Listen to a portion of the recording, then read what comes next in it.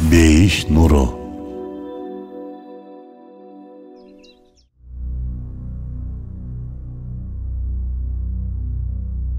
Сегизинчи дава. О акыреттин ойлонгон оорулуу. Оору самын сыяктуу күнөөлөрүңдүн кирлерин жууп тазалайт.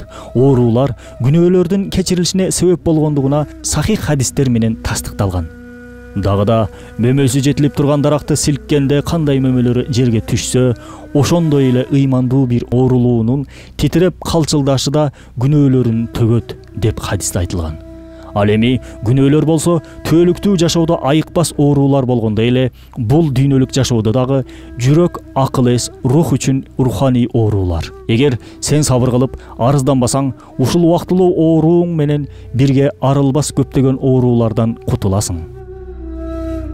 Эгерде күнөөлөрүңдү ойлонбостон акыретти билбесең же Аллахты тааныбасаң, сенде андан миллион эсе бул кичинекей оорудан дагы чоң коркунучтуу бир оорууң бар. Ошол оорудан аман калыш үчүн болгон күчүң менен жардам сурап тынчсыздан.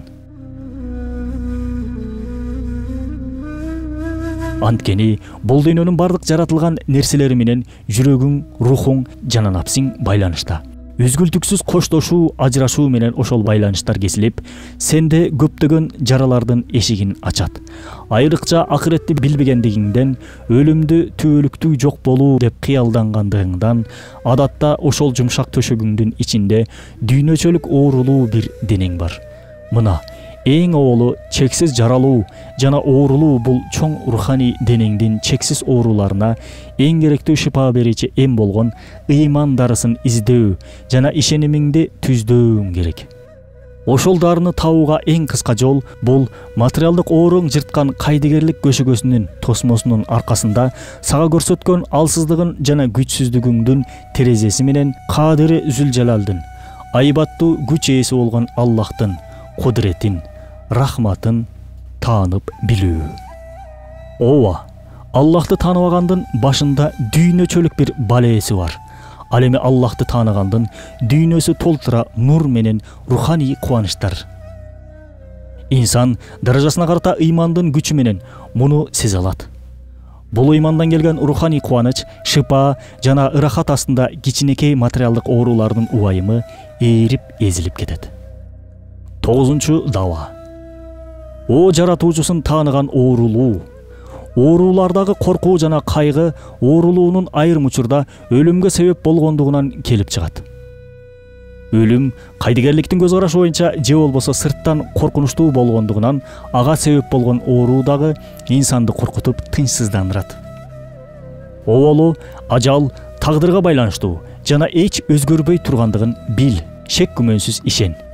Анткени өтө оор акыбалдагы оорулуулардын башында ыйлап жана ден соолукта болгондор алардын ордуна өлүп, ал эми оор акыбалдагы оорулуулар шипа таап жашап кетишкен. Экинчиден, өлүм сыртынан көрүнгөндөй коркунучтуу эмес. Ыймандуулар үчүн өлүм жашоо милдетинин кыйынчылыктарынан боштондукка чыгуу жана да бул сыноо дүйнө майданында таалим жана таалимат болгон кулчулуктан эркиндикке чыгуу жана тиги ааламга кеткен 99% жакындарына жана сүйүктүүлөрүнө жолугуу үчүн бир себеп жана да чыныгы ата мекенине, түбөлүктүү бактылуулук жайына кирүүгө ортомчу жана дүйнө зынданынан жаннаттын жашыл бакчаларына чакырык. Ырайымдуу жаратуучусунун жоомарттыгынан өзүнүн кызматына ылайыктуу бир акаалуу үчүн кезекке туруу экендиги жөнүндө көптөгөн ырсалелерде өтө каттуу, шек күмөнсүз акылмандуу Курандын берген нуру менен далилдегенбиз.